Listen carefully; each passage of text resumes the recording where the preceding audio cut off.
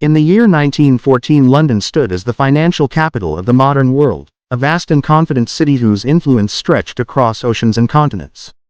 Its imposing banks and bustling commercial houses controlled the movement of money on a scale that no earlier century could have imagined.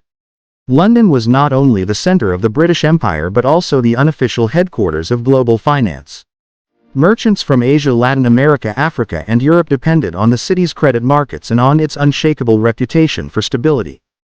Ships carrying wool from Australia, tea from Ceylon, wheat from Canada, rubber from Malaya, and cotton from Egypt all relied on British insurance firms, British shipping agents, and British banks.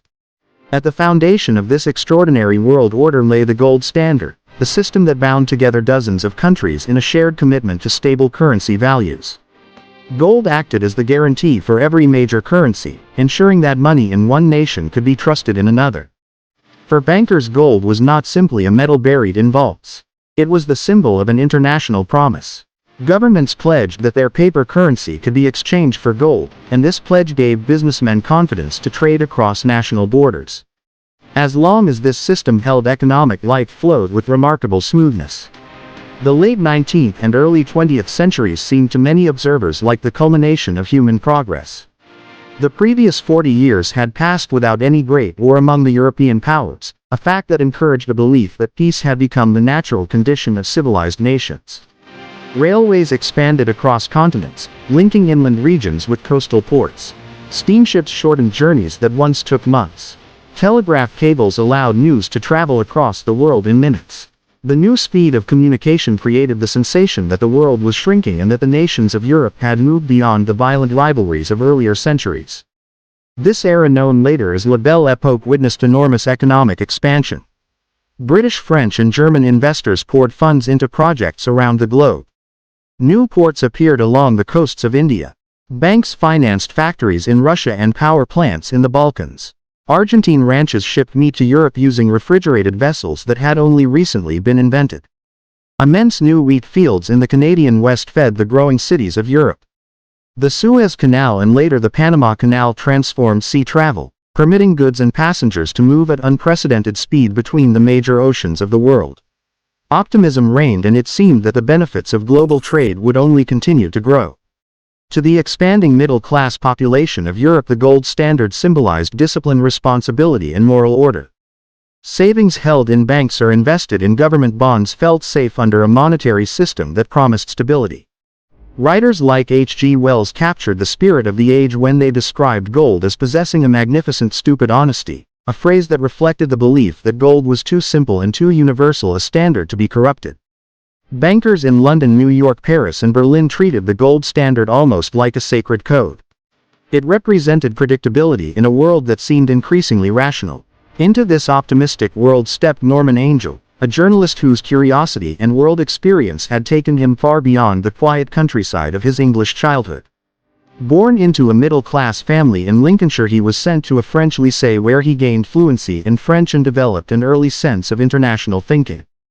By the age of 17, he had become editor of an English-language newspaper in Geneva. His ambitions soon carried him across the Atlantic to the United States, where he sought opportunity in what he saw as a more dynamic society. Life in America introduced him to hard physical labor. Though small and lightly built, he worked as a vine planter and an irrigation ditch digger. He delivered mail in rural districts and rode as a cowboy on western ranches. He even tried his hand at prospecting for minerals during one of the many local mining booms. Eventually he found his way back to journalism, writing for newspapers in St. Louis and San Francisco. These experiences convinced him that the world was being knit together by economic forces more powerful than armies. When he returned to Europe in 1898 and settled in Paris, he joined the Daily Mail and became increasingly fascinated by the complexities of international trade and finance. In 1909, Angell published a pamphlet titled Europe's Optical Illusion, in which he argued that war between the major powers had become economically impossible. According to his reasoning, the nations of Europe had grown so interdependent that any large-scale conflict would destroy the prosperity of all sides. Victory in war could no longer bring meaningful gains because the economic cost of disrupting global credit and trade would outweigh any territorial or political advantage. In his view, the modern world had outgrown the logic of military conquest. His ideas struck a chord with the public. In 1910 the pamphlet was expanded into a book titled The Great Illusion. It became a publishing sensation. More than 1 million copies were sold in just a few years, and it was translated into more than 20 languages including Chinese, Arabic, Japanese and Persian.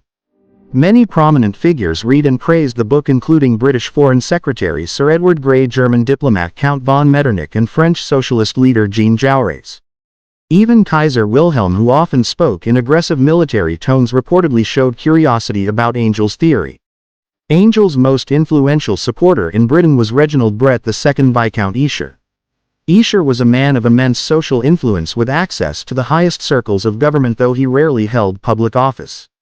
He preferred to act behind the scenes as an advisor and strategist. After the British defeats and mismanagement during the Boer War, he helped create the Committee of Imperial Defence, a body tasked with coordinating the strategic planning of the empire. His opinions carried great weight among military planners and politicians. In February 1912 the committee conducted hearings on the possible economic consequences of a war between Britain and Germany. Testimony given during these hearings astonished the members. They learned that a large percentage of the German merchant fleet was insured through Lloyd's of London.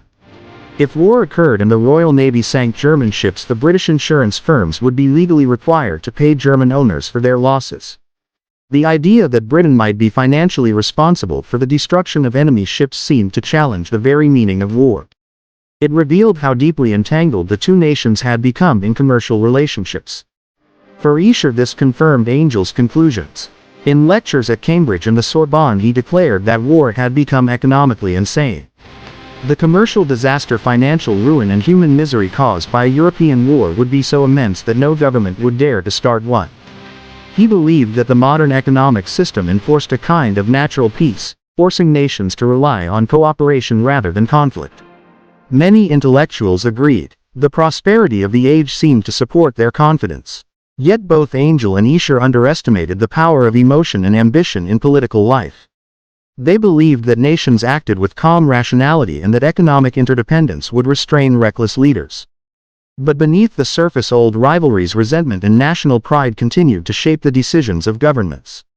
Military planners remained suspicious of one another. Political leaders responded to public pressure, to fears of losing influence, and to the anxieties created by rapid change. The beauty and cultural richness of La Belle Époque concealed tensions that economic theory alone could not overcome. The world of 1914 appeared stable but was in truth dangerously brittle. The international system built on credit, trade and gold had created prosperity, but it also created illusions. Many believed that war could not happen because it should not happen. Yet history does not always follow the logic of economic interests. Within a few months, the confidence that the modern world had outgrown large-scale conflict was shattered. Alliances hardened, armies mobilized, and diplomatic mistakes multiplied. The interconnected financial system that Angel believed indestructible began to fail piece by piece. Gold stopped moving freely. Banks hoarded reserves. Governments imposed emergency controls. The entire structure of international finance collapsed under the pressure of war. What followed was one of the greatest catastrophes in human history, a conflict that destroyed millions of lives, shattered empires, uprooted economies, and ended the very world that had seemed so stable and so permanent. The faith in economic interdependence could not prevent the outbreak of war because nations driven by fear, suspicion, and pride were willing to sacrifice prosperity for the illusion of security or honor. The tragedy of 1914 revealed that even the most advanced economic system cannot guarantee peace if human passions and political rivalries push in the opposite direction.